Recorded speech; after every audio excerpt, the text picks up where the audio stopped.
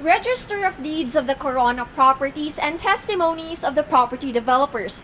We saw and heard nothing of that on day 5 of the impeachment trial of Chief Justice Renato Corona.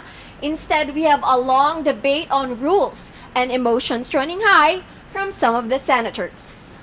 Returning after a one-week absence, former trial court judge Senator Miriam Defensor Santiago puts order to the trial by asking the defense and the prosecution for a list of witnesses and documents they will present in the duration of the trial.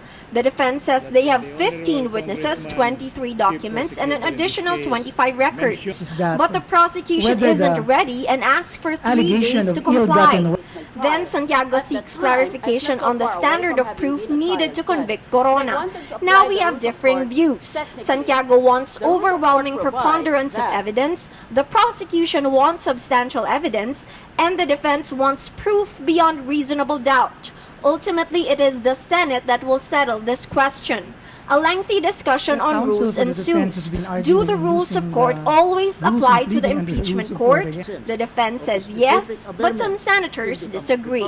In this kind of proceeding, which is televised throughout our archipelago, the more evidence we admit, the more the people will believe that our decision has been fair.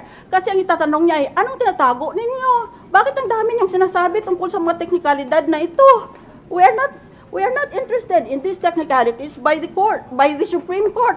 Malay namin kung ano yun, kung totoo yun, o kung tama ang English mo. The defense, even if some senators already said the court should be more liberal, Chief Prosecutor Neil Dupas asked the Senate to be flexible but fails to specify how he wants this to happen or provide an alternative to the way the trial is being conducted. It got to the point when Senate President Juan Ponce Enrile says he will relinquish his post as presiding officer if the court does not find him to be fair.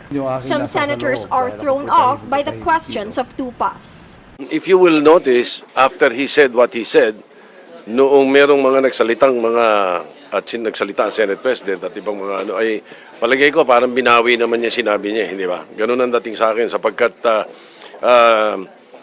hindi maganda ang dating sa ilan sa mga judges.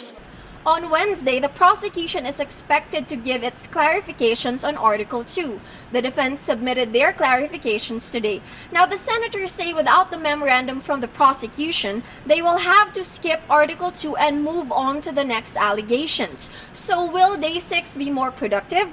Well, the ball is in the hands of the prosecutors. Ay Makaraig, Rappler.